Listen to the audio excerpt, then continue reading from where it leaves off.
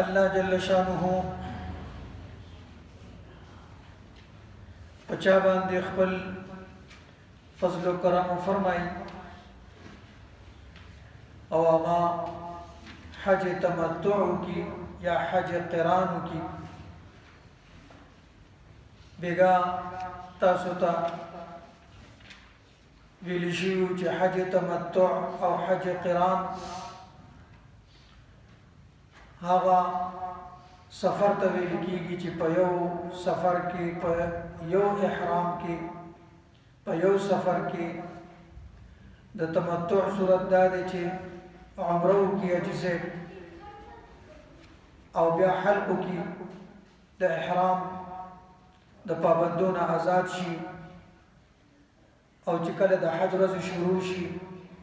8 ذوالحج باندې بیا د مکه مکرمه نه د حج احرام وتړي مینا ته لاړ شي عرفات ته لاړ شي په 9 ذوالحج باندې د لسمې شپې هغه د مزدلفه عمل وکي او د لوی اختر په ورځ باندې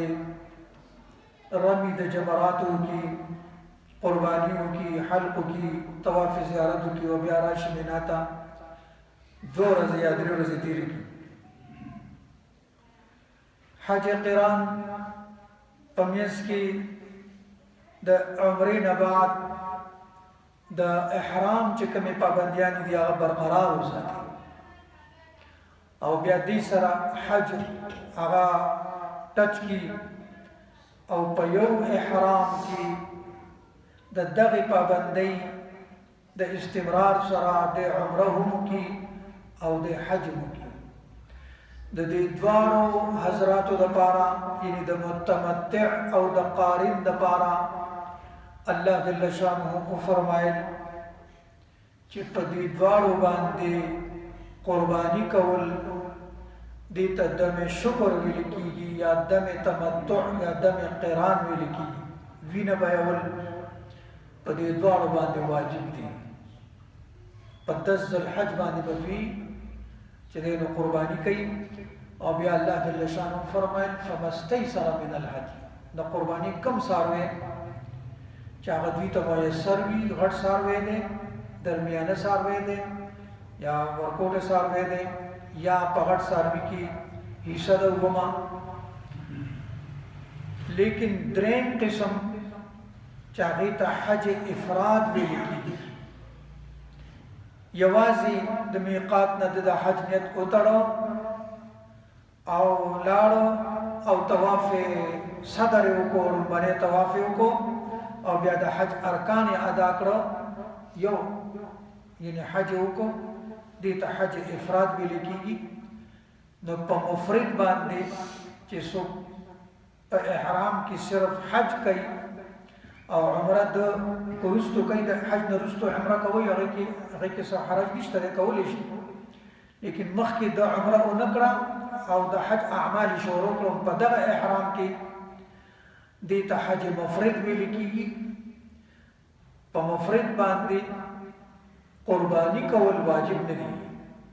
په مفرد باندې چې چا یوازې حج کو په دغه باندې قرباني کول واجب نه دي په 10 ذوالحج باندې اګه د قربانیو کې نو ثواب تخلیق پاک ورکړي دغه مسله دغه حکم الله جل شانه په تیر شو آیتونو کې کوم بیگا ویلو الله بیان کو او بیا د دینه بعد الله فرمایي اعوذ بالله من الشیطان الرجیم ذلك لمن لم يكن اهله حاضر المسجد الحرام دا حج تمتع یا حج قران حج قران دا د هغه شخص لپاره دی چې کوم یو شخص اغا د حدود حرمنا یا د حدود میقاتنا زمون د امام ابو حنیفه رحمت الله علیه په نسبت دی د میقات د حدود نه بهر وسی تاسو که سفر کړی وي د ریاض نه یا د امارات نه یا د قطر نه یا د دغه خواوشو ملکونو نه بری سفر مو کړی وي چې کله طائف ته حجیان صاحبانو رسی یا معتبرین ورسی په طائف کې هغه میقات دی نو د هغه میقات نه دی خوا یا دی خوا بیر علی د مدینه منورې نه چې خلک زی دی خوا نور ما یا میقاتونه دي د هغه میقات نه خلک غسل کی کله غسل نه میکړي او بیا احرام هغه اغوندي او نیت کوي د عمره یا د حج یا د دواړو نو دغه ته میقات ویل کیږي دغه میقات نه اخوا چې کوم خلک اوسېږي د هغه خلکو لپاره لکه مون خلق شو یا نو خلق غیر چا پیرا دغه خلکو لپاره په یو سفر کې حج تمتع او حج قران هغه جایز دی یعنی کول شي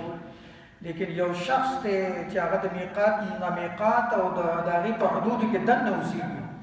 مکه مکرمه کې اوسېږي دغه د طائف دغه بیا د علاقې د ایمان منهر دي او د میقات په حدود کې دنه اوسېږي د قیام دغلته دی دغلته مقیم دی یا په ډیرای دا یا دغلته کار کوي یا کور ولا ور سره دی یا نه دی خو مقیم دی نو د دې لپاره په یو سفر کې حج تمتع کول یا حج قران کول د دې لپاره چې مناسب نه دي ممنوع دي ځکه چې تاسو مسله مشته په میقات کې دنه اوسېږي او حرام ته روزه نو په یو سفر کې چې د عمره کوي او حج کوي چې کوم د لری خلک دی راځي د ټول دنیا نه هغه ته مسائل جوړيږي دغه د عمره د لپاره جدا سفر خپل گاډي کې پلی شي پیاده پلی شي د تاسو مسله نشته نو الله دلته فرمای ذالک لمن لم يكن آله دا حکم د تمتع د قران دا هغه خلکو د لپاره دی یا دا هغه شخص د لپاره دی چې دا اهل عیال نوی حاضر المسجد الحرام د مسجد حرام په خوا کې آس پاس اهله حاضر المسجد الحرام یعنی د مسجد حرام په حدود حرم کې یا په حدود میقات کې د دغل ته مقیم نه دی نو د تمتع کول شي په یو سفر کې او قران هم کول شي پاتې شو دغه خلک چې کوم دال ته اوسېږي د حرم شریف په حوشو کې دوی چې نو دوی حج دیو کې د حج نشته واپس خپل ځای ته اګه د عمره کول غواړي نو هغه په بل سفر کې وکړي واتقوا الله او یریږي د الله نه وعلموا او په شي ان الله شدید العقاب چې بشک الله عذاب ډیر سخت دی فمن تمتع د دې آیتونو ترجمه پیغا پاتې شي د اردو فمن تمتع بالعمره الى الحج تو جو شخص حج کے ساتھ عمرے کا فائدہ بھی اٹھائے فمستیسر من الهدی تو وہ اللہ کے حضور پیش کرے قربانی جو میسر ہو فمن لم يجد فالصيام 3 ایام فی الحج ہاں اگر کسی کے پاس اس کی طاقت نہ ہو تو وہ حج کے دنوں میں 3 روزے رکھے وسبعۃ اذا رجعتم اور 7 روزے اس وقت جب تم گھروں کو لوٹ جاؤ تلک عشرۃ کاملہ اس طرح یہ کل 10 روزے ہوں گے ذالک یہ حکم لمن لم یکن اہلہ حاضر المسجد الحرام ان لوگوں کے لیے ہے جن کے گھر والے مسجد حرام کے پاس نہ رہتے ہوں واتقوا اللہ اور اللہ سے ڈرتے رہو واعلموا اور جان رکھو ان اللہ شدید العقاب کہ اللہ کا عذاب بڑا سخت ہے